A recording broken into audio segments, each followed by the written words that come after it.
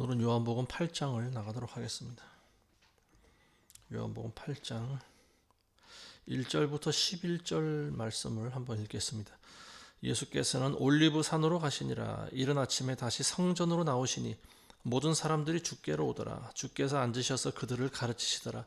그때 서기관들과 바리새인들이 가늠하다 잡힌 한 여인을 주께 데리고 와서 그 여인을 한가운데 세우고 주께 말씀드리기를, 선생님, 이 여인이 간음하다가 현장에서 잡혔나이다. 모세는 율법에서 그런 여자를 돌로 치라고 명령하였는데 선생님은 어떻게 말씀하시겠나이까? 라고 하니, 그들이 이렇게 말하는 것은 주를 시험하여 그를 고소할 구실을 얻고자 함이라. 그러나 예수께서 못 들은 채 하시고 몸을 굽혀 손가락으로 땅에다 쓰시더라. 그래도 그들이 계속해서 물으니 일어서시어 그들에게 말씀하시기를, 너희 중에 죄 없는 자가 먼저 그 여인에게 돌을 던지라고 하시더라. 그리고 다시 몸을 굽히시어 땅에다 쓰시니 그 말을 들은 자들은 양심의 가책을 받아 늙은 사람들로부터 시작하여 맨 나중 사람까지 하나씩 하나씩 자리를 뜨더라. 그리하여 예수께서 혼자 남으시니 그 여인이 한가운데에 서 있더라. 예수께서 일어서시어 그 여인 외에는 아무도 없는 것을 보시고 여인에게 말씀하시기를, 여인아, 너를 고소하던 자들이 어디에 있느냐? 아무도 너를 정죄하지 않더냐고 하시니, 그 여인이 말씀드리기를, 주여, 아무도 정죄하지 않았나이다 라고 하더라. 예수께서 그녀에게 말씀하시기를, 나도 너를 정죄하지 않노라. 가라. 그리고 더 이상 죄를 짓지 말라고 하시니라. 아멘. 우리가 잘 아시는 내용입니다. 간음하다가 붙잡힌 그 여인을 유대인들이 이제 붙잡아서 예수님 앞으로 데리고 왔는데요. 그리고 예수님께서는 이 여인을 어떻게 하실 겁니까? 라고 이제 물어보는 거였어요. 율법에서는 간음한 사람을 돌로 치라고 모세 율법에 적혀 있는데 선생께서는 어떻게 하시겠습니까? 이제 물어보는 거죠. 근데 이렇게 물어보는 이유가 뭡니까? 예수님을 고소하기 위한 구실을 얻기 위함이었다라고 하는 거예요. 만일 예수님께서 그 여인을 그냥 용서해주고 풀어줘라 그러면은 율법을 어긴 자가 되는 거죠. 그러니까 이제 이게 공회당에 고소할 구실이 되는 거죠. 유대인들이 생각할 때 아마도 예수님께서 그 여인을 돌로 치라고까지는 생각하지 않았을 것 같습니다. 그러니까 단지 예수님을 고소하기 위해서 그 여인을 끌고 오지 않았나 싶은 거죠. 우리가 이 내용을 보시면서 모세 율법에 대해서 우리가 한번 잠시 살펴보자면요. 간음이라고 하는 것은 혼자 짓는 죄가 아니죠. 두 명의 남녀가 짓는 죄입니다. 상대방이 있어야 지을 수 있는 죄가 바로 간음죄예요. 근데 이 유대인들이 여인만 끌고 왔죠. 간음한 남자를 왜 안 끌고 옵니까? 둘 다 끌고 와야죠. 사실은 그게 정상인 거예요. 신명기 22장에 보시면은요, 그 간음한 사람을 그 유부녀와 간음하다가 붙잡히면은 여인만 끌고 와서 돌에 쳐 죽이라고 그러지 않았습니다. 분명히 간음한 남녀를 둘 다 돌로 쳐 죽이는 그런 쳐 죽이라고 나와 있습니다. 그리고 여자가 그 약혼한 상태에서 정혼자가 있는 상태에서 어떤 다른 남자와 또 그 통간을 하게 되면 그것도 역시 간음죄로 붙잡혀 와서 둘 다 돌로 맞아 죽게 되어 있습니다. 유부녀든지 결혼 안 했지만 정혼한 여인이든지 어쨌든 간음하다 잡히면 이게 쌍방이 둘 다 죄가 성립이 되는 거예요. 그래서 돌로 둘 다 쳐서 죽이라고 모세 율법에 나와 있습니다. 그렇지만 처녀인 경우는 좀 다르죠. 처녀인 경우에 누가 욕을 보였다라고 하면은 그 부모에게 가서 배상을 하고, 그리고 그 여인을 자기가 데리고 살면은 어떤 율법의 저촉을 받지가 않습니다. 그렇지만 그 외에 이미 임자가 있는 여인과 간음을 하게 되면은 그리고 그 여인이 그 상황을 허락을 했을 때 둘 다 돌로 쳐서 죽이는 것이 모세 율법이에요. 근데 유대인들은 예수님 앞에 이 여인만 끌고 왔다라고 하는 거죠. 도대체 누구랑 간음했다라고 하는 겁니까? 이게 유대인들이 그러니까 율법을 알아도 반쪽짜리 율법 주의자들밖에 되지가 않는 거죠. 모세의 율법도 사실은 제대로 알지 못하고 그저 예수님을 어떻게 하면 고소해서 죽일까. 그래서 이 여인을 끌고 왔습니다. 그랬더니 예수님께서 말씀이 없으세요. 그리고 그냥 자리에 구부리고 앉으셔서 손에다가 무슨 뭐라고 글씨를 땅에다 쓰십니다.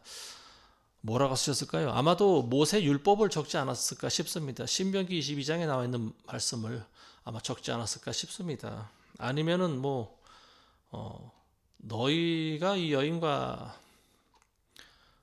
여인과 가늠한 사람의 이름을 또 적지 않았을까 싶습니다. 근데 이 사람들이 예수님에게 계속 재촉을 합니다. 이 여인은 어떻게 하면 좋겠습니까? 그랬더니 묵묵히 처음엔 글씨만 쓰시다가 예수님께서 일어나십니다. 그리고 뭐라고 말씀하시는가 하면 너희 중에 아무도 죄가 없는 자가 돌을 들어서 이 여인을 쳐라. 그런 말씀하십니다.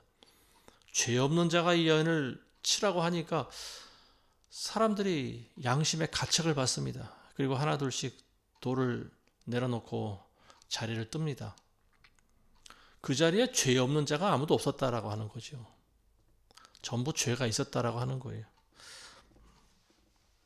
아마도 많은 마을 남자들이 이 여인과 간음을 하지 않았을까 싶습니다. 물론 성경에 기록된 내용은 아니에요. 그렇지만 이 여인이 어떤 여인인지는 모릅니다. 그렇지만 남편이 있는 유부녀 같지는 않고 제가 봤을 때는 아마 과부였지 않았을까 그런 생각이 들어요. 혼자 사는 과부는 살아가기가 굉장히 힘들죠. 그리고 일가 친척이 없는 과부는 또 혼자 집에 살다 보면은 많은 남자들이 그 집에 밤에 들락날락 거렸을 수도 있고요. 그리고 그 여인은 또 울며 겨자 먹기로 그것을 허용했을 수도 있다라고 하는 거죠. 왜냐하면 여인이 특히 과부의 몸이 혼자 먹고 살아가기가 굉장히 힘든 세상이기 때문에 그렇습니다. 원래 가진 재산이 많으면 괜찮지만은 그렇지 않은 경우에는 무언가 생산적인 일을 해야 되는데 여인이 할 수 있는 일은 지극히 제한이 되어 있지 않습니까? 그리고 또 임자가 없는 여인이 혼자 살다 보면 남자들이 기웃거리기 마련이죠. 그래서 밤에는 오늘은 이 사람이 그 집에 들어가서 예를 들면은 뭐 그냥 빈손으로 찾아가긴 뭐하니까 어떤 대가성 뭐 음식이라든지 돈이라든지 가지고 가서 그 여인과 간음을 한 그런 경우지 않을까 싶습니다. 내일은 또 다른 남자가 그 집에 들어가고 그래서 그 여인은 그걸 갖고 먹고 사는 거예요.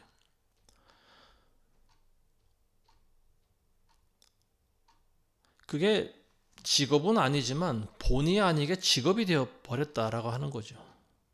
왜냐하면 이렇게라도 하지 않으면 여인이 살아갈 수 있는 힘이 없기 때문에 그래서 그렇습니다.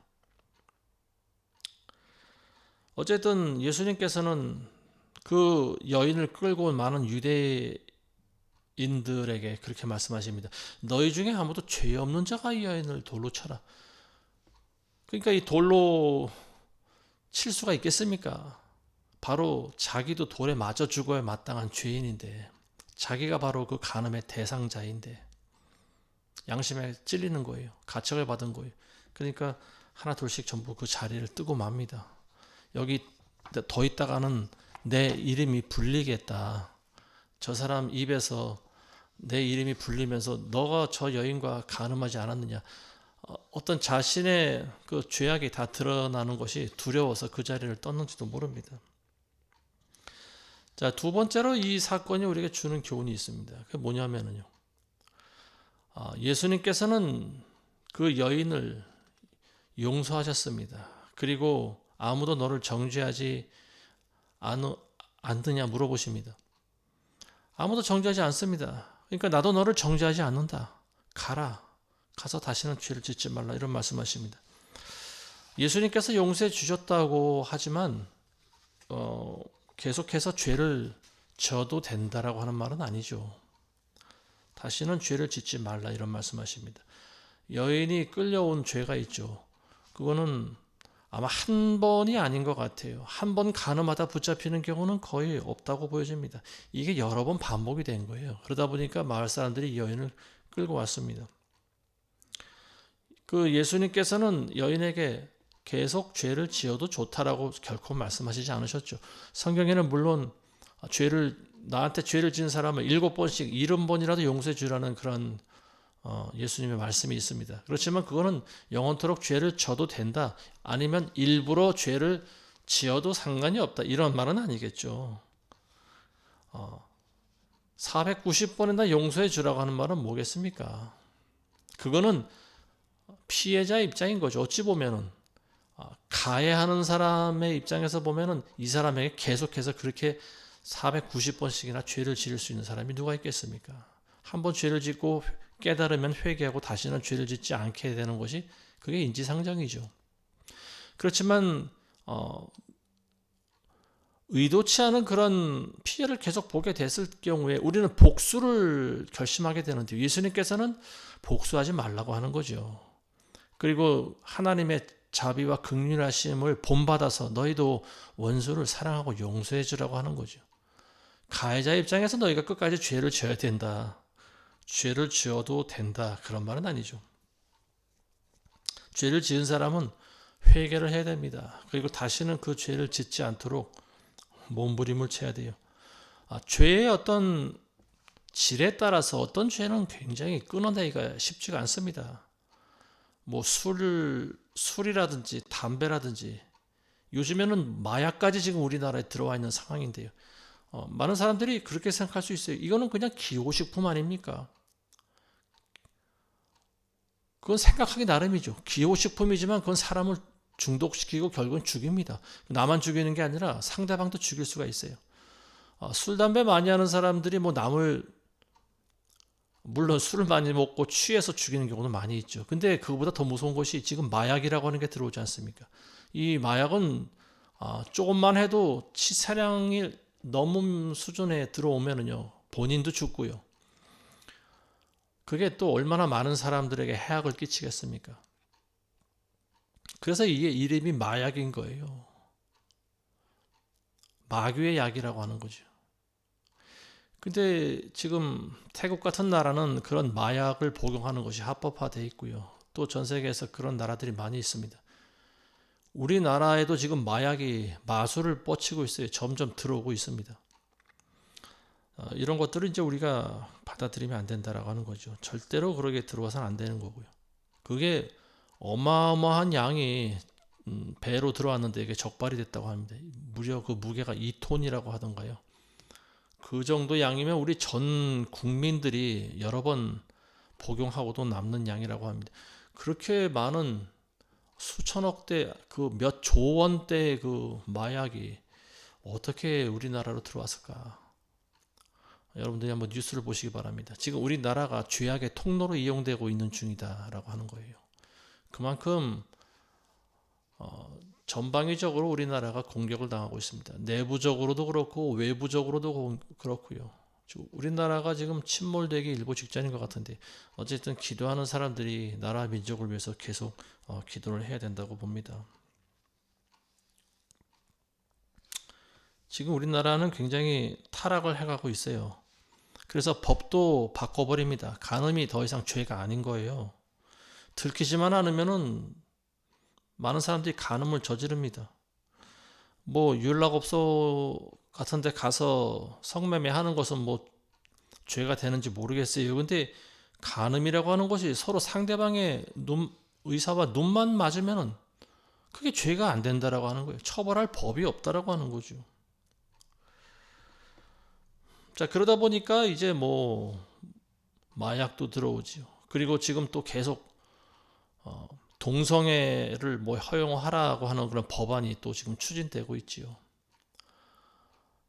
성적인 죄악은 한 나라와 민족을 완전히 멸망시킬 수 있는 그런 죄악이 된다라고 하는 거죠. 하나님 앞에서. 굉장히 무서운 죄입니다. 노아 방주 때도 그랬고요. 소돔과 고모라 때도 그렇고요. 많은 사람들이 멸망되기 직전에 보이는 징조가 바로 성적인 타락입니다. 레위기 18장에 보시면 동성애에 대해서 금지하고 있습니다. 남자와 더불어 동침하지 말라고 하는 그런 법이 있어요. 근데 그게 성향이기 때문에 어쩔 수 없다라고 하는 거죠. 얼마 전에 어느 연예인이 자기 자식에 대한 이야기를 했는데요. 자기 아들이 남자와 결혼을 했다라고 하는 소리를 들었습니다. 처음에 저는 귀를 의심했어요. 누구나 알만한 유명한 연예인이에요. 할머니 그 배우인데요. 자기 아들이 미국에서 남자와 결혼했다라고 하는, 그러니까 며느리를 얻은 거죠. 남자 며느리를. 이게 무슨 기가 막힌 상황이 아닌가. 귀를 의심할 정도로 깜짝 놀란 사건이 있었습니다. 근데 그걸 또 자랑스럽게 이야기를 하는 거예요. 그 왜 그런지 모르겠습니다. 도대체 나라가 어떻게 돌아가는지. 성경에 보면은 동성애에 대해서 금지하고 있고요. 그리고 짐승과 교접해서도 안 된다고 나와 있습니다.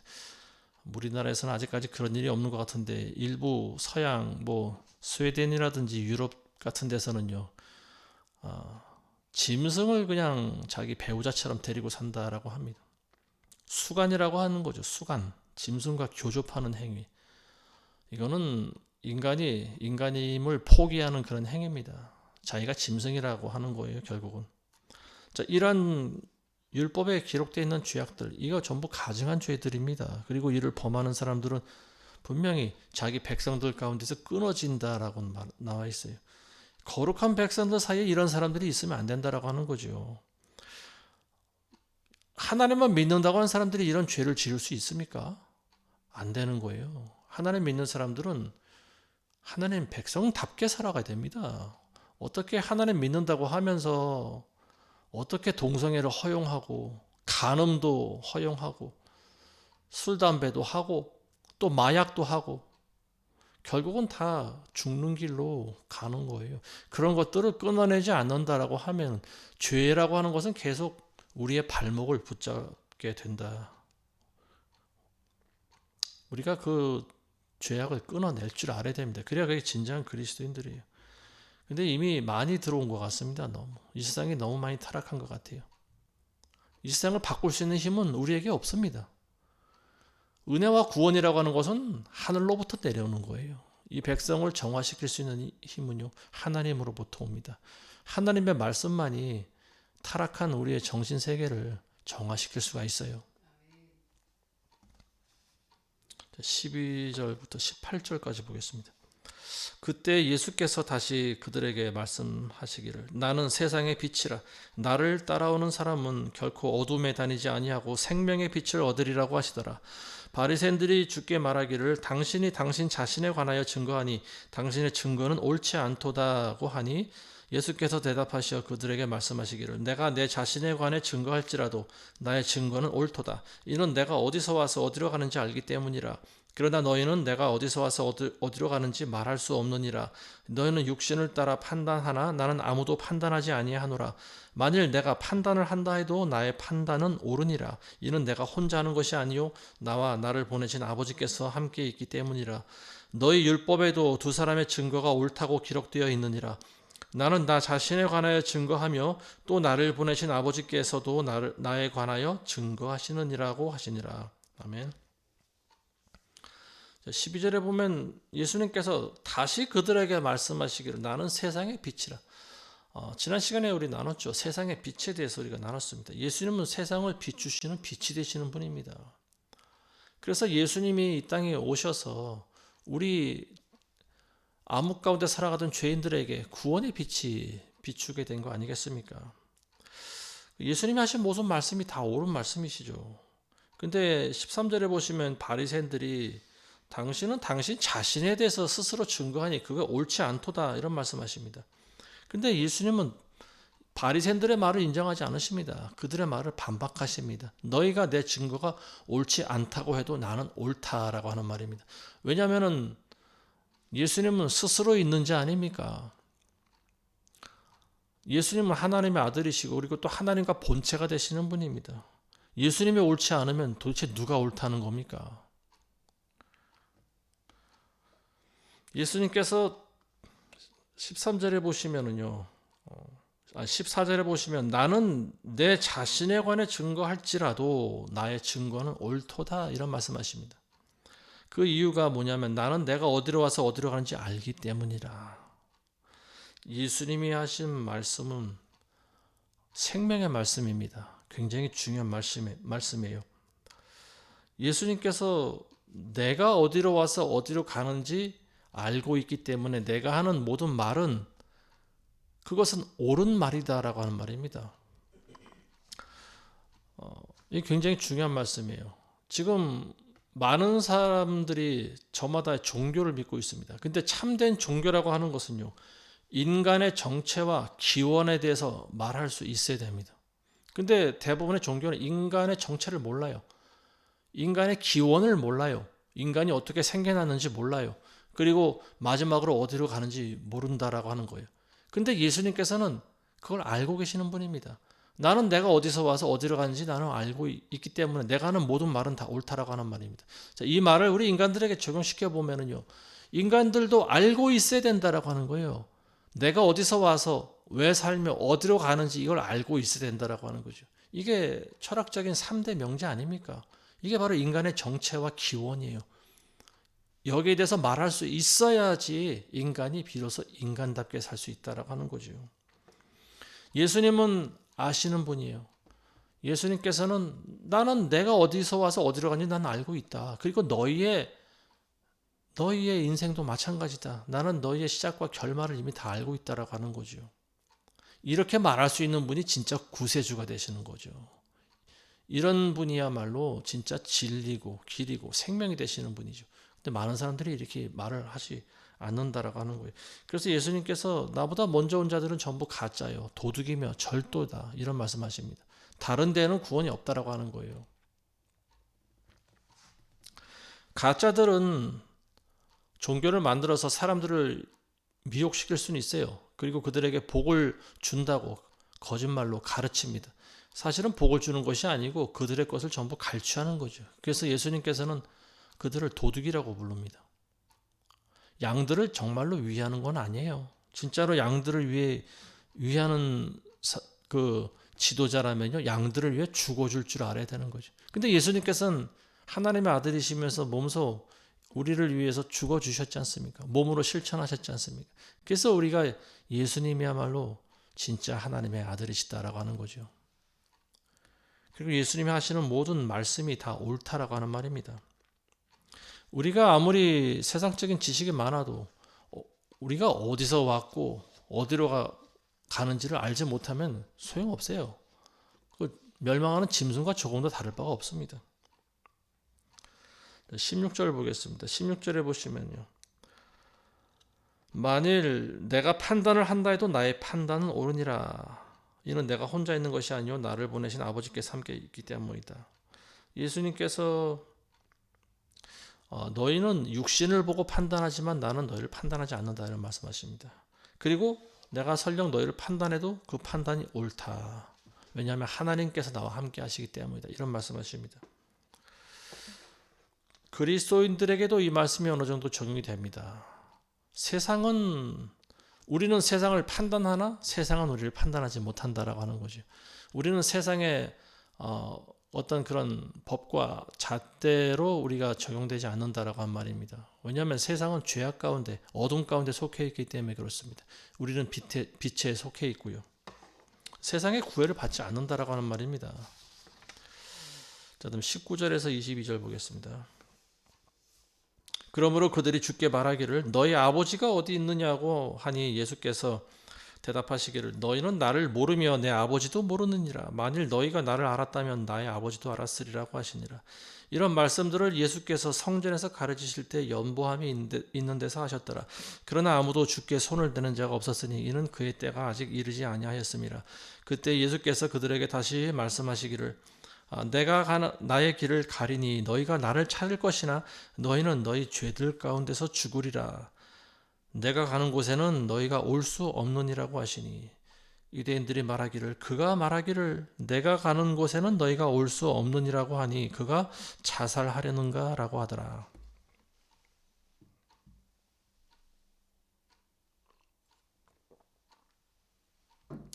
예수님께서 계속해서 하나님에 대해서 말씀하십니다. 아버지에 대해서 말씀하고 계시는데요, 유대인들이 주께 물어봅니다. 너의 아버지가 어디 있느냐? 예수님 입장에서는 그러니까 인간들의 이 질문 자체가 굉장히 어리석고 한심하기 그지없는 그런 말씀이죠. 너희는 나도 모르고 내 아버지도 모르는도다. 만일 너희가 나를 알았다면 내 아버지도 알았을 것이다. 유대인들이 예수님을 믿고 예수님을 따랐다라고 하면 너희도 하나님을 알았을 것이다. 그러니까 예수님을 인정하지 않는 유대인들은 하나님을 절대 알 수가 없다라고 하는 말입니다. 그래서 21절에 보시면은 예수님께서 너희가 나를 찾아도 너희는 찾을 수 없을 것이다. 너희는 너희 죄들 가운데서 그냥 죽으리라 이런 말씀하십니다. 이제 이 말씀이 지금 오늘날 많은 교회를 다니는 분들에게도 적용이 되는 것 같습니다. 한평생 교회를 다녔지만 구원과 상관이 없는 많은 그런 신앙생활 하는 사람들이 많이 있지 않습니까? 가짜 목사들도 많이 있고요. 또 크리스찬 썬데이들 평생 신앙생활을 했지만 구원이 뭔지도 모르고 또 구원과는 전혀 상관이 없는 그런 삶을 사는 사람들이 의외로 많이 있는 것 같습니다. 또 아까도 뭐 잠깐 뭐 연예인의 이야기를 했지만 한 말씀을 더 드려야 될 것 같아요. 유명한 한 10여 년 전에 죽은 여배우가 있습니다. 그 남편도 가수로 유명했던 분이고요. 근데 그 여배우가 암으로 10여 년 전에 먼저 죽었는데 그 남편이 지금도 그 먼저 떠난 자기 아내를 그리워하는 것 같습니다.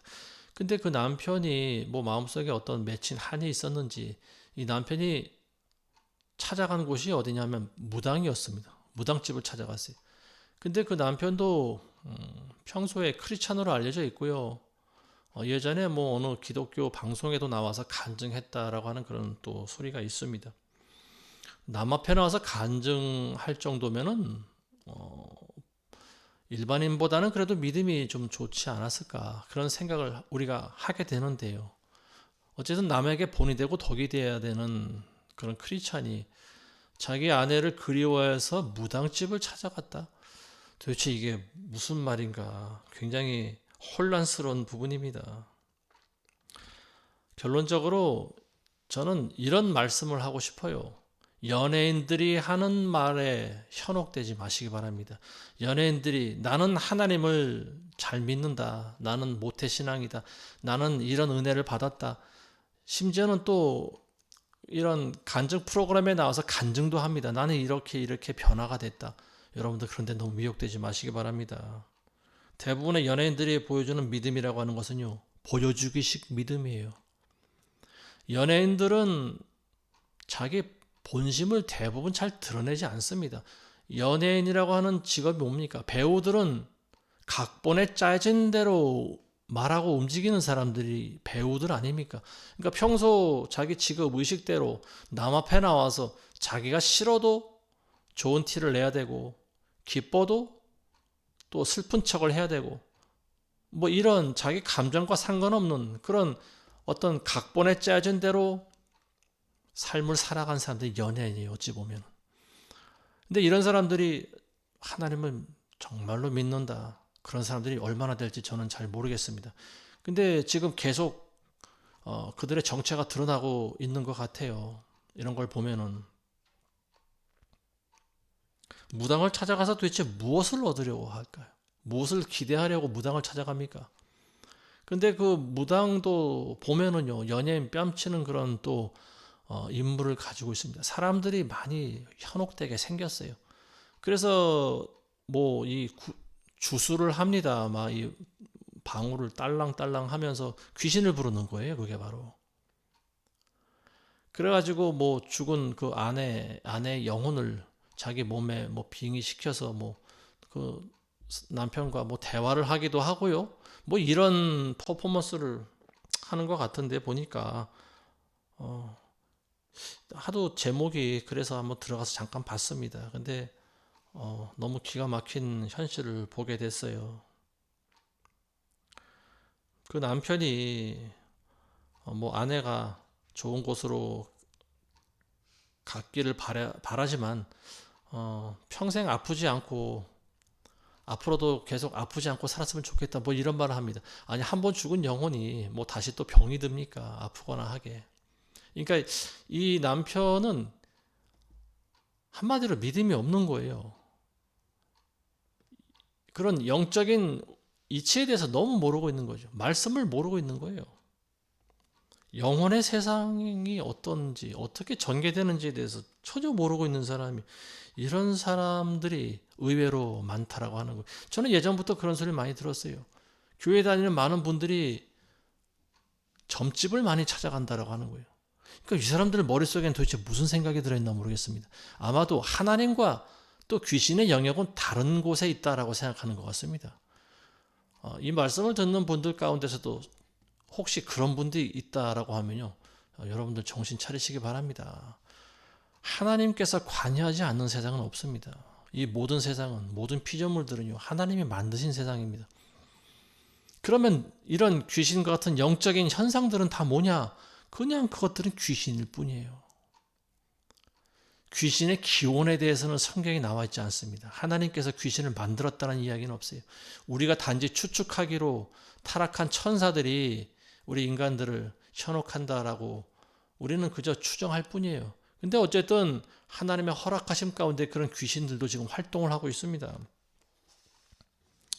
이 무당이 하는 소리는요, 실제로 죽은 그 여배우의 영혼이 와서 하는 소리가 아니에요. 그거는 귀신의 속삭임일 뿐입니다. 무당을 통해서 무당에게 들어간 귀신이 한두 마리가 아닙니다. 보통 접신을 한다고 하는데요, 큰 귀신이 하나 들어오면은요, 또 다른 귀신들은 안 들어오겠습니까? 이 귀신이라고 하는 존재는요, 사람의 몸을 숙주로 살아가는 그런 존재들입니다. 그래서 예수님께서 귀신에 대해서 말씀하실 때 어떤 사람에게서 귀신이 나가면은 한동안 떠돌아다니다가 물 없는 곳으로 다니다가 갈 곳이 없으므로 다시 그 사람에게로 들어온다라고 하는 거죠. 근데 그 사람에게로 들어와 보니 그 집이 청소가 되어 있더라. 깨끗이 청소가 되어 있다라고 하는 말입니다. 그러니까 이 귀신이 어떻게 합니까? 다른 동무 7마리를, 자기 같은 귀신 7마리를 더 데리고 들어온다라고 하는 거죠. 그래서 이 사람의 형편이 처음보다 더 나중 형편이 악해졌다. 예수님이 하신 말씀입니다. 아무리 크리스찬이라고 하지만 이러한 무당을 찾아다니고 점집을 찾아다니고 구슬하고 절에 가서 불공을 드리고 이런 행위는 귀신을 불러들이는 행위예요. 절대로 그런 행동하지 마시기 바랍니다. 하나님을 정말로 믿는 사람들은 그런 것들을 구별할 줄 알아야 돼요. 근데 애초에 이 남편 되는 분은 구별조차 할 수 있는 그런 아주 어린아이 같은 신앙 상태였던 것 같아요. 분별을 못하는 거예요. 의외로 큰 교회 다니는 오래된 교인일수록 이런 분들이 많이 있다라고 하는 거죠. 그렇지만 남들 앞에는 굉장히 신앙이 좋은 그런 사람들로 보여집니다. 그리고 본인도 그렇게 행동을 하고요. 그런데 본인조차도 구원의 확신이 없다라고 하는 거예요.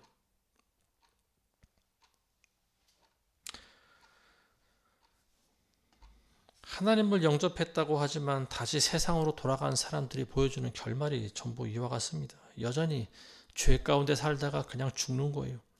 너희는 죄들 가운데 죽으리라. 너희가 나를 찾을 것이나 너희는 내가 가는 곳에 너희는 올 수 없느니라. 예수님이 가신 곳이 어디입니까? 천국이죠. 하나님 보좌 우편이죠. 너희는 나를 찾지만 내 앞에 올 수 없느니라. 내 앞에 올 수 없다는 건 뭡니까? 구원받지 못한다라고 하는 거예요. 하나님을 모르는데, 예수님을 인정하지 않는데 어떻게 구원을 받을 수가 있겠습니까? 그러고도 신앙생활 하는 사람들이 많이 있다라고 하는 것이, 이것이 참 웃긴 현실이죠. 자, 그 다음 23절에서 26절 보겠습니다. 그러므로 주께서 그들에게 말씀하시기를 너희는 아래에서 났고 나는 위에서 났으며 너희는 이 세상에 속하나 나는 이 세상에 속하지 아니하노라. 만일 너희에게 말하기를 너희는 너희 죄들 가운데서 죽으리라고 하였느니라. 따라서 만일 너희가 내가 그인 줄 믿지 아니하면 너희는 너희 죄들 가운데서 죽으리라고 하시니라. 그러자 그들이 주께 말하기를 네가 누구냐고 하니 주께서 그들에게 말씀하시기를 나는 처음부터 너희에게 말해온 그니라. 나에게는 너희에 대하여 말하고 또 판단할 것이 많으나 나를 보내신 분은 참되시니 내가 그분으로부터 들은 것을 세상에 말하노라고 하시더라. 자, 23절에 보시면 너희는 아래에서 났고 나는 위에서 났다. 아래에서 났다라고 하는 건 뭡니까? 땅에서 태어난 사람들을 이야기하는 거고요. 땅에서 났다라고 하는 것은 피조물들이라고 하는 말입니다. 그렇지만 예수님께서는 위에서 나신 분이라고 했어요. 위에서 났다라고 하는 것은 하나님이라고 하는 말입니다. 그리고 아래에서 난 사람들을 만든 존재들이다라고 하는 거죠. 나는 너희를 창조하신 곧 하나님과 본체다. 지금 이런 말씀하시는 겁니다. 그래서 너희는 세상에 속해 있지만 나는 세상에 속해 있지 않는다. 그래서 너희가 24절에 보시면 너희가 나를 메시아로 그리스도로 믿지 않으면은 너희는 너희 죄들 가운데서 그냥 죽으리라. 이런 말씀을 하고 있는 거죠. 그러니까 사람들이 그제서야 예수님의 정체에 대해서 물어보십니다. 내가 누구냐? 너는 도대체 누구냐? 그랬더니 예수님께서 이런 말씀하십니다. 나는 처음부터 말하여 온 자다. 처음부터 말하여 온 자. 예수님께서 전에는 나는 생명의 빵이라 뭐 그런 말씀하셨죠. 근데 여기서는 또 처음부터 말하여 온 사람이다. 나는 너에게 처음부터 말한 사람이다. 이런 이야기를 하십니다. 이 말씀이 곧 나는 창조주 하나님이다라고 하는 말과 같은 의미입니다. 하나님께서는 우리 인간을 창조하시고 그냥 방치해 두지 않으셨습니다. 태초의 인간 아담을 만드시고 에덴 동산 환경 가운데 두셨죠. 그리고 하나님께서는 인간과 계속 교제를 하셨습니다. 교제했다라고 하는 것은 뭐냐? 대화를 하셨다라고 하는 거예요. 하나님께서 우리 인간에게 왜 말할 수 있는 그런 능력을 주셨을까요? 입을 통해서 먹기만 하라고 입을 주셨을까요? 그게 아니겠죠. 언어라고 하는 것을 주셨습니다. 인간들은 짐승과 다른 것이요. 말을 할 수가 있어요. 여러 가지 의사 표현을 하고 그리고 또 그 다양한 단어를 구사할 줄 압니다. 짐승들은 그런 것이 없어요. 인간이 말을 하지 않고 평생 산다라고 한다면은 그것만큼 괴로운 일도 또 없지 않을까 싶습니다. 이 하나님께서 인간을 지으신 다음에 그냥 아담이 혼자 살게 두지 않으셨다라고 하는 거죠. 계속해서 하나님께서는 동산에서 에덴 동산에서 아담과 교제를 하셨다라고 하는 거죠. 어떤 말씀을 하셨을까요? 창조가 끝난 다음에 하나님께서는 아담을 만드시고요. 그리고 아담에게 이런 말씀하셨겠죠. 하나님께서 지으신 피조물들이 얼마나 많이 있습니까?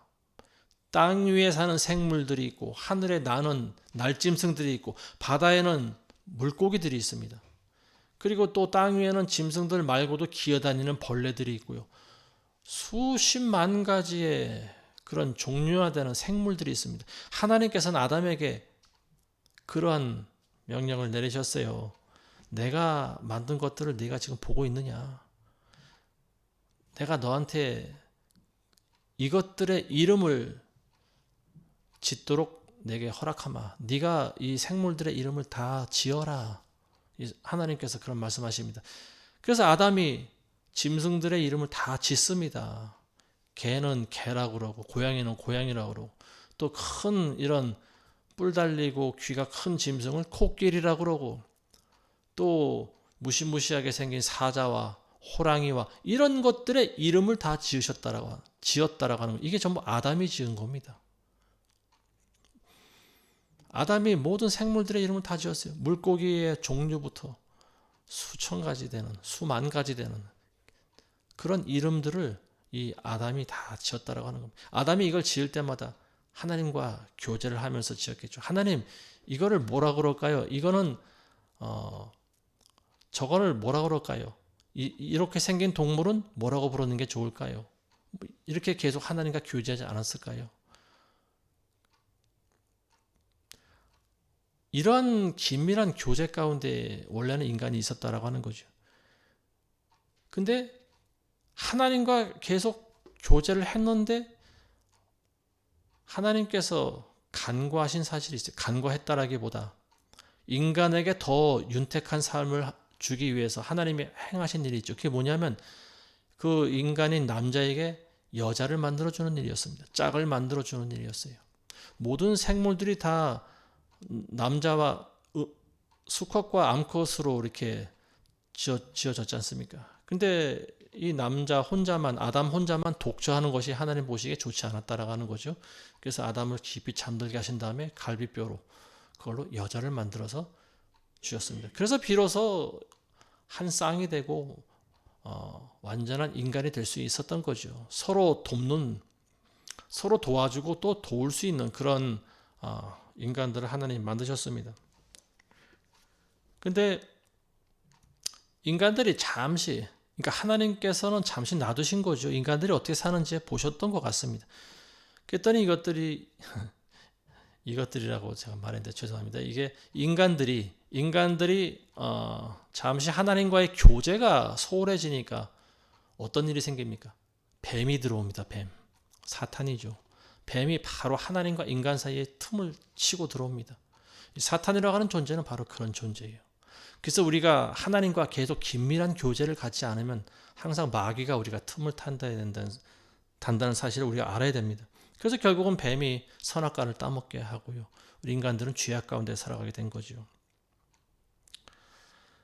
자, 예수님께서 하실 말들이 많이 있다라고 하는 말씀이 이제 그겁니다. 나는 너희를 판단하고 또 나는 너희를 판단하고 너희에게 해줄 말이 많다고 그랬어요.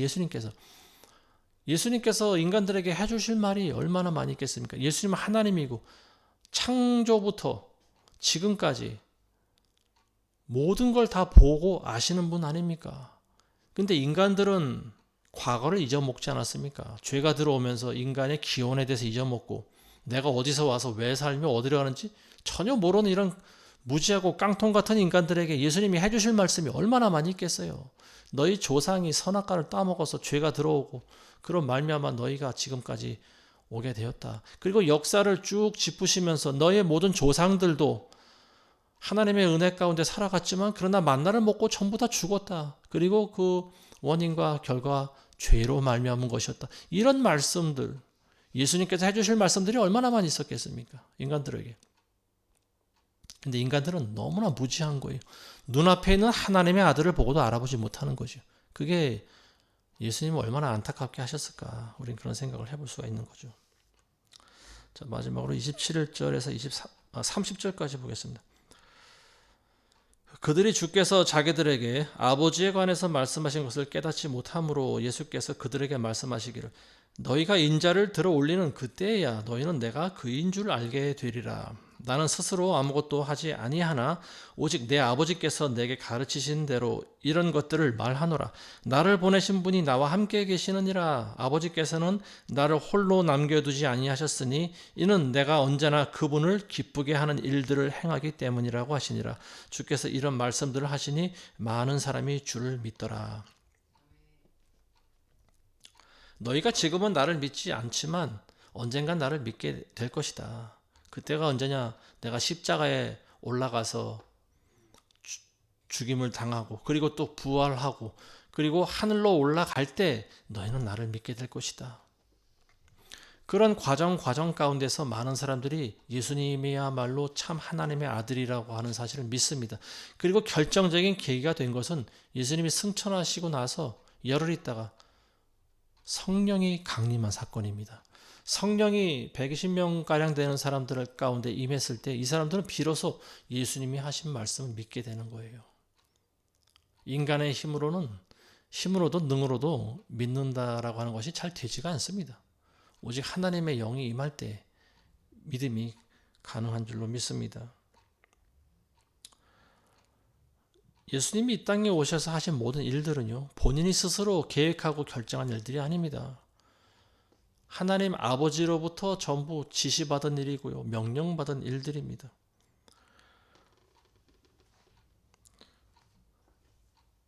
그리고 이런 것들이 전부 하나님의 섭리 가운데서 다 일어나는 것을 우리가 알아야 됩니다. 예수님은 아버지, 하나님 아버지를 기쁘시게만 하기 위해서 이 땅에 오신 분입니다. 예수님이 왜 이 땅에 오셨는지, 우리 인간들을 불쌍히 여기셔서 우리 인간들을 죄에서 구원하시기 위해서 오신 이유도 있지만, 그런 말미암아서 예수님이 추구하는 것은 뭡니까? 하나님을 기쁘시게 하려는 데 있어요. 아들이 순종할 때 아버지가 기뻐하지 않습니까?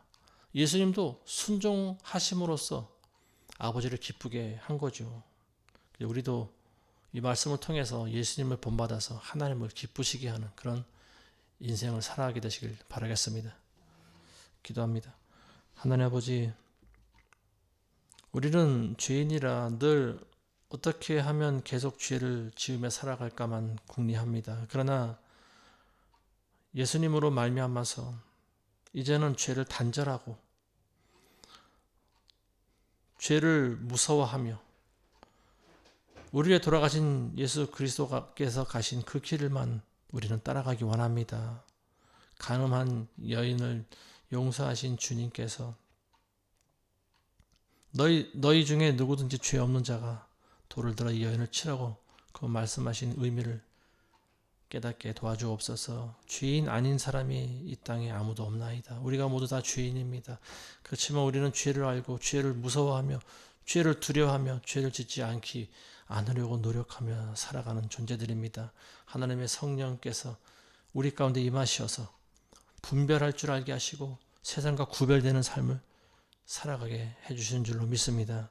그래서 주님 보좌 앞에 가는 그날 우리가 주의 얼굴을 다 뵐 수 있도록 하나님 우리를 인도하여 주시옵소서. 예수님의 이름으로 기도합니다. 아멘.